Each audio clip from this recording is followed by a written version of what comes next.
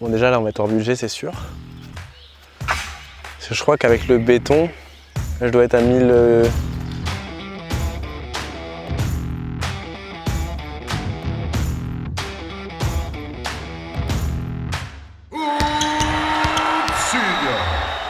On est parti pour l'épisode 3 de Pimp My Course. Merci pour la force que vous avez donnée aux autres épisodes. On a pris plus de 2500 abonnés en une semaine, on a fait plus de 100 000 vues. Merci beaucoup. On est reparti sans allergie avec un coffrage qui a bougé avec la pluie, mais ça c'est pas grave. Mais la bonne nouvelle c'est qu'on a un stagiaire. Yes, ça c'est Noé, je vous le présente si vous ne l'avez pas reconnu. C'est celui que vous avez vu sur Instagram sous le nom de Rooksidia. On lui a fait un compte qui va être son rapport de stage. Est-ce que tu peux nous dire ce qui t'a motivé à faire le stage, comment tu as eu ton stage et ce que tu vas faire pendant ton stage? Alors ce qui m'a motivé c'est d'apprendre plein de choses sur tout ce qui est le montage vidéo, la photo et le cadrage. Comment j'ai eu mon stage, c'était pas prévu du tout. J'ai contacté Valentin mercredi dernier. Je lui ai envoyé un message pour lui dire que j'étais disponible s'il avait besoin de quelqu'un. Il m'a répondu, ça s'est fait en 3 heures. J'avais encore pas de stage le matin. Ce qu'il faut savoir c'est que quand Noé m'a contacté, je me suis dit encore une demande de stage, j'en ai très souvent, mais j'ai toujours refusé. Alors je suis désolé à ceux que j'ai refusé. J'ai toujours refusé parce que je vis à Paris, que je peux pas forcément accueillir quelqu'un à plein temps et que j'ai du mal à déléguer mes tâches. Mais là, j'ai pris Noé en entretien pendant 1 heure. Je me suis dit pourquoi pas. J'ai demandé à mes parents s'ils pouvaient accueillir Noé pendant 7 semaines et puis le feeling est bien passé. Il a envie d'apprendre. Ce que vous avez vu sur mon compte Instagram, mes 2 derniers posts, c'est lui qui les a fait quasiment de A à Z. Je suis très fier de pouvoir passer de l'autre côté d'une convention de stage parce que moi j'avais fait quelques stages dans la publicité et c'était toujours un grand moment les premiers stages, etc. Donc de pouvoir rendre l'appareil, ça me fait plaisir. Qu'est-ce qu'on va faire aujourd'hui, Noé? Donc du coup on va remettre le coffrage à niveau. On va couper des morceaux de bois pour faire des piquets qu'on mettra tout autour du coffrage. Voilà, parce que quand le béton il va être coulé, ça va pousser fort, donc faut fixer les coffrages, ça va éviter qu'ils bougent avec la pluie et on va remettre de la terre autour pour bien consolider l'ensemble. Après il y aura les joints de dilatation à faire, il y a des trous à faire, je vous expliquerai pourquoi il faut faire des trous, etc. Mais là on est parti, l'idée c'est de finir les coffrages avant que les gars ils arrivent pour qu'on puisse directement attaquer la terre, les trous et tout avec les gars parce qu'on sera beaucoup de main donc on pourra creuser ensemble. Moi j'ai grave oublié de vous dire que le camp il était maintenu. Du 2 au 7 août cette année, on refait le camp comme l'an dernier. Tout pareil, on est juste un peu moins, on est 60 au lieu de 100 parce qu'avec les restrictions du virus, on doit faire avec. Mais soyez vifs parce que j'ai déjà mis l'info sur Instagram et il y a eu 160 dossiers téléchargés et on n'avait que 60 places. Donc je vous mets le lien dans la description. Envoyez vite votre dossier parce qu'il y en a qui téléchargent sans envoyer. Donc dans les 160, tout le monde ne va pas envoyer le dossier. On va se faire un été bien cool, c'est toujours avec Tarmac, toujours avec Big Up Sport. L'affiche que vous voyez, elle est toujours faite par Petite KO. Il n'y a rien qui change, on va juste tout faire en mieux. Voilà, je peux pas vous dire mieux. J'ai plein de chutes de bois qu'on va découper en biseau, donc en diagonale, pour faire des espèces de petits piquets qui vont nous permettre à peu près tous les mètres de fixer le coffrage. Et moi je suis pas un porteur de piquets en fait, j'ai l'impression que si. Hein. Hop, là en gros l'idée c'est que ça ce soit en pointe pour qu'on puisse les planter plus facilement.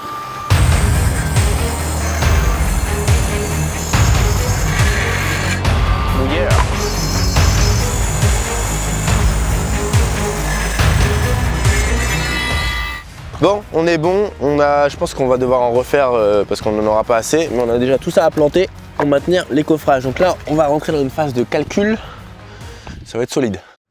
T'es prêt?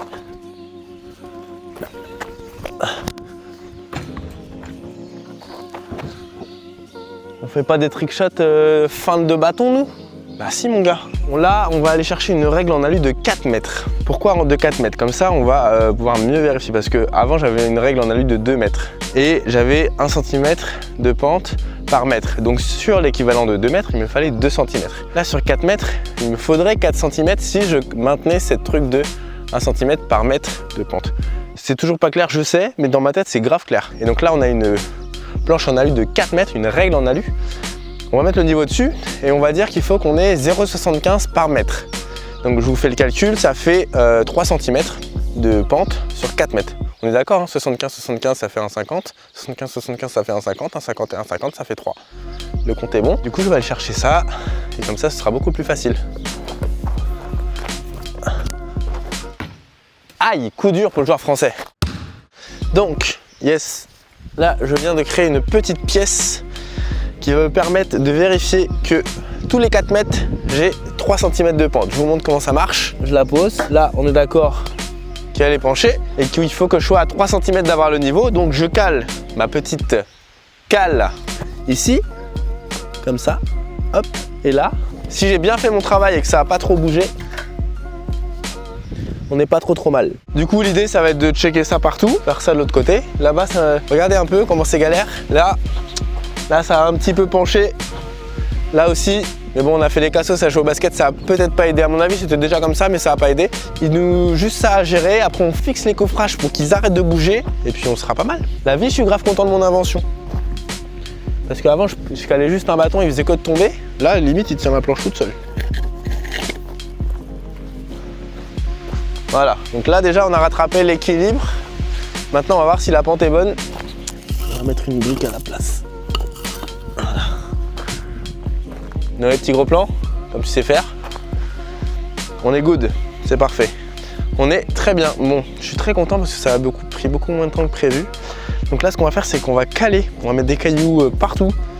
On va mettre des planches où on peut, on va visser où on peut pour pas que ça bouge. Ok, ça c'est une bonne nouvelle. T'es content Noé? Je suis très content. Eh ben on est content. Ça veut dire que je vais devoir te laver ailleurs que sur ce terrain quoi. Aïe aïe aïe aïe aïe aïe aïe. Putain, ça prend la confiance, 1500 abonnés. Non, en vrai merci pour la force que vous lui avez donnée, hein. Ça me fait très plaisir parce que c'est une bonne note, c'est aussi ma note, hein. Bon là ce qu'on va faire des petites entailles à cet endroit là pour enfoncer les planches. Tac, on va les visser, donc il faut que ça vienne vraiment, ça vienne à fleur là.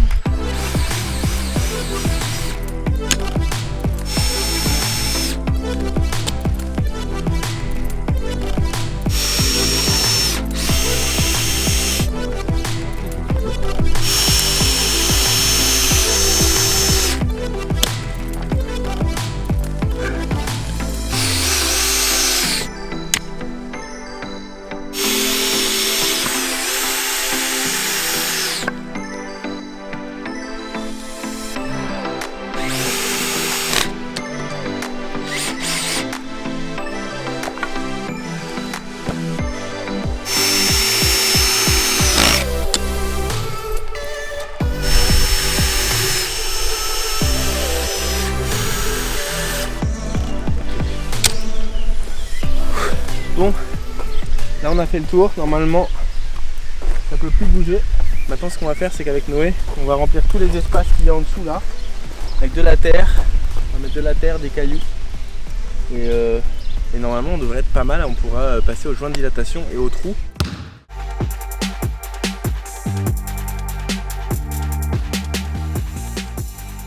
Bon là, ça ne bouge plus. On vient de mettre de la terre tout là. On va essayer de mettre un niveau à la fin, mais pour l'instant, ça devrait empêcher le béton de venir. On va faire ça tout autour, on va pas tout filmer parce que c'est pas la partie la plus passionnante. Du coup, on vous rappelle quand tout est terminé. On va faire une petite transition, vous connaissez, ça fait poum. Voilà, 1, 2, 3. Ce soir, les gars, ils arrivent. C'est pas des youtubeurs, calmez-vous. Ce sont des photographes. C'est des amis. Demain, on finit le dernier côté. Donc, on se retrouve demain matin avec Yann et Axel. Yann, je pense que vous le connaissez sans le savoir, c'est celui qui prend la plupart des photos de Briscoe, n'est-ce pas? Tout à fait. Et Axel, c'est celui qui prend la plupart des photos de Yann. C'est un peu ça, c'est un peu ça. Je mens pas. C'est vrai. Qui est-ce qui a fait le petit boomerang ce matin avec Yann? C'est moi. Voilà. Comme vous l'aurez deviné, ils sont tous les deux photographes. Je vais vous demander quelque chose. J'aime pas réclamer. Non, je vais le demander aux gens. Aux gens, d'accord. Vous avez donné une énorme force à Noé. Vous le connaissiez même pas. Je vous ai juste dit que c'était mon stagiaire et vous lui avez donné énormément de force. Moi, j'aimerais que vous donniez un peu de force à ceux qui nous prennent en photo. Et c'est grâce à eux, tu vois, qu'on va avoir une belle miniature, par exemple. C'est grâce à eux qu'on peut aller sur des événements et avoir des belles photos de nous. Et je trouve qu'ils ne sont pas récompensés à leur juste valeur. Ça marche pour tous les photographes qui nous suivent sur les événements. Parce que Yann, comme Jérémy Deberé qui lui m'a suivi pendant toute l'Euroleague, etc., ils ont à peine 1000 abonnés alors que ça fait plus de 3 ans qu'ils charbonnent. Donc je suis très content pour Noé parce qu'il a eu 1500 en 24 heures. Mais je pense que le travail de l'ombre de ces jeunes hommes devrait être récompensé. Donc là, on est parti pour terminer l'épisode 3. Ça va être de terminer le dernier côté, mettre bien la terre au niveau des planches, etc. On terminera cet épisode-là pour pas qu'il soit trop long et après on enchaînera parce qu'on a tous les trous à faire et tout. Et là, on a déjà les mains bien abîmées. Donc merci en tout cas pour toute la force que vous avez donnée aux épisodes d'avant. J'ai l'impression qu'on a fait 2 intros dans cette vidéo, mais c'est pas grave. Bon là, les gars, ça va être physique, hein. On en met un qui remplit la brouette, un qui ramène la brouette et un qui étale là. Ok. Bon, et bah Axel a déjà choisi son camp.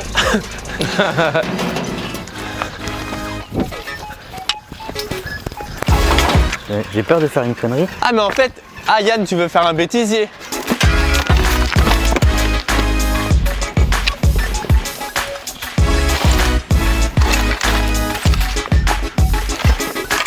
Petite nouvelle, le béton a été commandé pour le lundi 29. Donc maintenant on peut plus reculer et il faut surtout beaucoup avancer. C'est pas une petite pression mais maintenant on n'a plus le droit de rigoler quoi. Qu'est-ce que tu fais Val là? Ce que je fais c'est que je remets un peu les cailloux parce que tu vois on avait perdu en jouant au basket, ça a vraiment tassé. Donc j'essaie de rééquilibrer un peu parce que j'ai peur d'avoir besoin de recommander des cailloux. Mais bon déjà là on va être hors budget c'est sûr.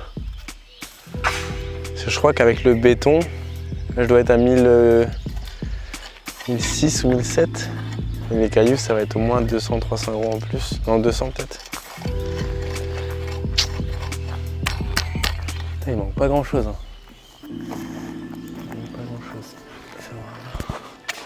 On va voir. Là je suis dubitatif là. Non mais après quand on va creuser les trous, on va récupérer quand même pas mal de gravier. On pourra réétaler. On va être un poil juste quand même. Hein. Parce que là, le caillou il doit arriver à 10 cm du haut de la planche. Donc 10 cm c'est ce qu'il y a entre mon bout de bois et le bas. Donc normalement ça doit venir s'appuyer dessus et là ça ne s'appuie pas. Ça veut dire que c'est trop haut ici. Ouais, c'est au milieu là. Trop de gravier ici. Au pire, t'en remets un peu partout, t'enlèves, ouais. Ouais. Soit vers le milieu là, là où il y a le truc orange. Ouais. Il y en avait partout là, ça fait genre une sorte de bossu.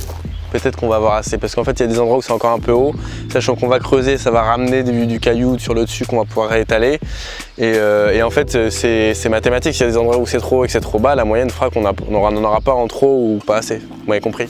En vrai vous avez compris? C'est-à-dire que sur une surface, si c'est comme ça, et bah là il y en aura moins que là, donc même si en moyenne on devait en avoir comme ça, bah s'il y a en trop là, ça se retrouvera là. Et, Vous avez compris? T'as compris Noé toi? J'ai compris. Bon le mec il s'appelle On. Il a un phare. C'est le phare à On. C'est bon Noé? Le chef de nous. Le chef de nous, voilà. Bon, j'ai pris une décision qui est pas cool pour le budget, mais en fait ce serait trop dommage de la rater. En fait il faut que les graviers ils arrivent à la moitié des planches, à 10 cm. Et il y a des endroits où je suis comme ça et j'ai peur d'avoir à mettre trop de béton. Et en fait c'est-à-dire que la toupie elle a pas une... Je prends le max du camion, déjà je prends plus que ce qu'il faut, mais je veux surtout pas manquer de béton. Pour lisser le béton, on pose les règles sur les planches. Si le béton il arrive là par rapport aux planches, ça va être une galère pour l'étaler. Donc j'ai recommandé 3 mètres cubes de cailloux, c'est un peu plus que ce qu'il faut, mais ça nous permettra d'en mettre autour une fois que le terrain sera fini. Ouais, ça veut dire que dans l'épisode 4, vous allez nous voir étaler des cailloux. Petite décision un peu chiante à prendre parce que j'avais pris déjà plus. Normalement il me fallait 7 mètres cubes de cailloux, j'en ai pris 9. Mais bon comme ça c'est tassé, avec la pluie et tout a bougé. Obligé de tout refaire, mais c'est pas grave. C'est pas grave, ça fait partie du game. On filme Yann qui est en galère là. Vas-y Yann. Putain, je suis fatigué, putain. On négocie le virage. Yes sir. Eh non, il y a un trou. Allez, deuxième essai. Oui. Et ça pousse. Mais il y a un autre trou. Mais ouais, il y a que des trous. Yes sir.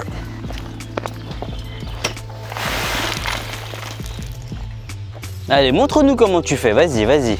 Marche arrière. Marche arrière, oui. Marche arrière. Marche arrière, oui. Vas-y. Et ensuite on est arrivé. Oui, ensuite on est arrivé encore un peu. Recule. Voilà. Est-ce qu'on peut dire que tu t'es pris un râteau? Elle est pas mal celle-là. Ce serait pas une vanne de Noé ça? Mais si. Yes. Je reconnais la touche, la petite patte. Qui commence par E, qui finit par E. Et tu peux mettre une lettre dedans. Ah, je peux mettre une lettre dedans? Ouais. Une enveloppe. Tu vois, lui il a Intelligent, hein. On vient de terminer de mettre de la terre autour de tous les coffrages, comme ça le béton il va pousser contre la terre, ça va être parfait. On n'a pas rempli jusqu'en haut parce qu'il faut laisser un peu de place pour pouvoir retirer les coffrages quand ce sera sec. Et avec le surplus de cailloux que j'ai commandé, parce qu'on va pas tout mettre là, on va mettre là où il en manque, mais on en aura plus que ce qu'il faut. Et bien une fois que tout sera sec, on remettra du caillou là. Et ce sera magnifique, ça va faire une petite bordure. Et au cas où on aurait trop de béton, dans l'épisode 4, il faudra aussi qu'on prévoie une espèce de petite plateforme pour poser le panier qui est là-bas. Parce que la réponse à la question que tout le monde se pose, c'est est-ce que je vais changer le panier? Pour l'instant, c'est pas prévu.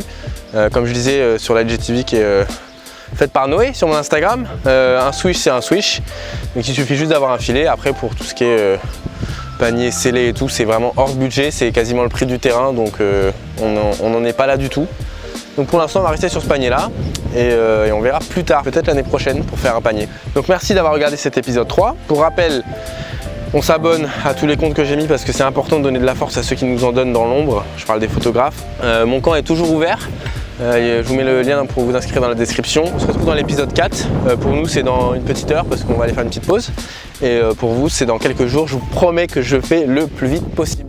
Ciao!